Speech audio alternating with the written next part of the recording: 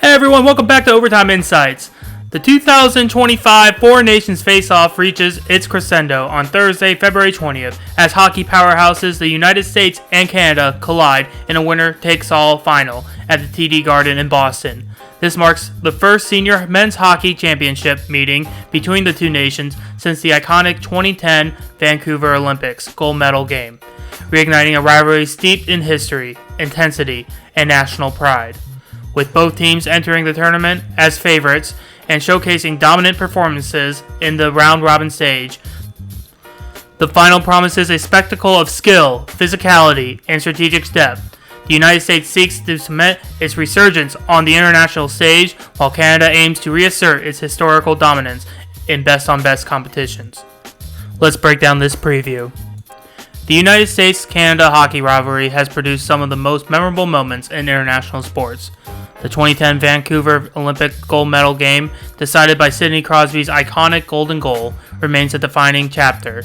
Since then, Canada has dominated best-on-best tournaments, winning 5 of the past 6 events, including the 2014 Sochi Olympics and the 2016 World Cup of Hockey. However, the United States' 3-1 victory over Canada in Montreal on February 15th, marked by 3 fights in the opening 9 seconds, signaled a potential shift in the balance of power. That win snapped Canada's 17-game winning streak in best-on-best play and Sidney Crosby's 26-game unbeaten run in international tournaments. This tournament, featuring the US, Canada, Sweden, and Finland, serves as a critical benchmark for the 2026 Winter Olympics in Milan. The four nations have collectively won the last 6 Olympics medals in events featuring NHL players, underscoring their dominance. For the U.S., a victory would mark its first best-on-best title since the 1996 World Cup of Hockey, while Canada seeks to extend its legacy as the sport's preeminent force. Alright, so let's talk about the United States. The Americans enter the final with a mix of momentum and concern. The round-robin victory over Canada showcased a blend of physicality, defensive structure, and opportunistic scoring. However, injuries have depleted their blue line. Charlie McAvoy remains hospitalized with a shoulder infection, and Quinn Hughes is only eligible to play if another defenseman is injured before puck drop. As for the goaltending, Connor Hellebuyck, a 2-time Vezina Trophy winner, has been the tournament's standout netminder, allowing just 1 goal in each of his starts.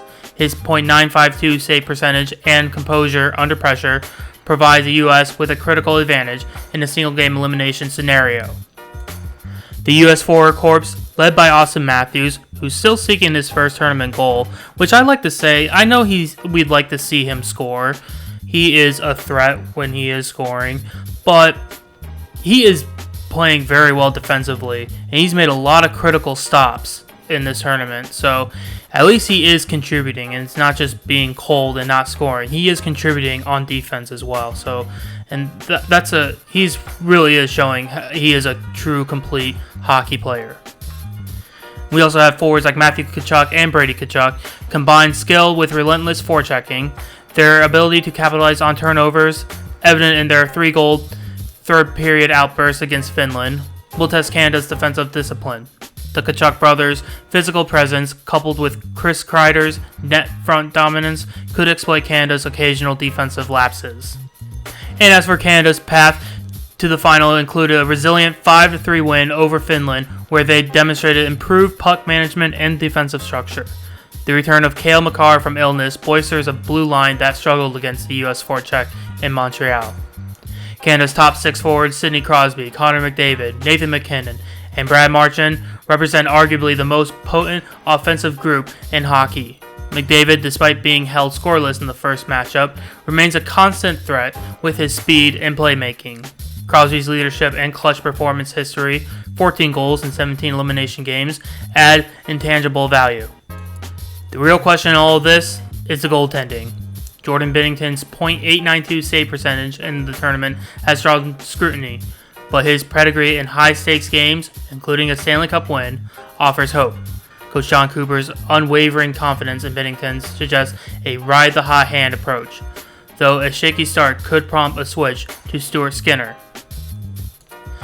The duel between Hellebuyck and Canada snipers will dictate the game's tempo. In Montreal, Hellebuyck stymied McDavid and MacKinnon with timely saves on breakaways and cross-ice passes. Canada must generate traffic and rebound opportunities to disrupt his rhythm. Makar's return gives Canada a dynamic puck mover who can neutralize the U.S. forecheck through swift breakouts. His ability to join the rush and quarterback the power play, which was 0 for 3 in the first meeting, will be pivotal. The U.S. dominated the physical battle in Montreal, landing 42 hits to Canada's 28. Replicating this intensity without taking retaliatory penalties, the U.S. penalty kill is 100% in this tournament, is crucial. Canada, meanwhile, must avoid being drawn into post-whistle scrums that disrupt their offensive flow. This game will be held in Boston. The TD's Garden's hostile environment, fueled by the predominantly American crowd, could energize the U.S. squad. However, Canadian players like Brad Marchand, who's with the Boston Bruins, and Sidney Crosby, familiar with the Northeast venues, thrive under such pressure. The U.S. carries confidence from their recent win, but Canada's history of rising to the occasion in rematches, as seen in the 2010 Olympics, looms large. As Nathan McKinnon stated, "We feel like we could beat those guys, and we plan on playing a little better Thursday." Analysts remain divided.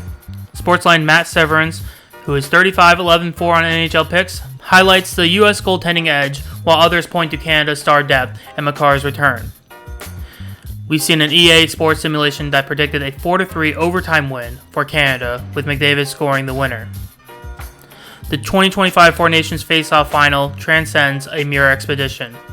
It is a referendum on the current state of international hockey. For the U.S., victory would validate its emergence as a consistent contender and build momentum toward 2026.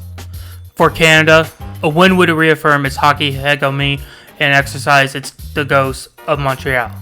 With elite talent, tactical nuance, and national pride at stake, Thursday's clash promises to be a defining moment in the sport's history.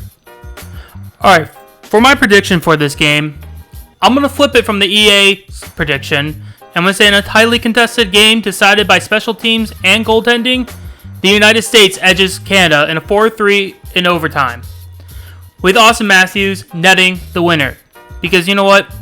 Matthews doesn't need to score 10 goals in a tournament or in a playoff round, because we just need him to score one important goal, that game winner. But the MVP of this tournament is going to be Hellebuyck. I think he's going to have 38 saves tomorrow night, and he's going to cement his status as the world's premier netminder. This isn't just a game. It's a legacy-defining moment. Will the U.S. prove their hockey's new alpha, or will Canada remind everyone why they own this sport? Drop your predictions below, smash that subscribe button, and let's make this the most hype final in history. Puck drops tomorrow at 8 p.m. Eastern Time, and we'll have a reaction video after the game, and we'll see you in overtime.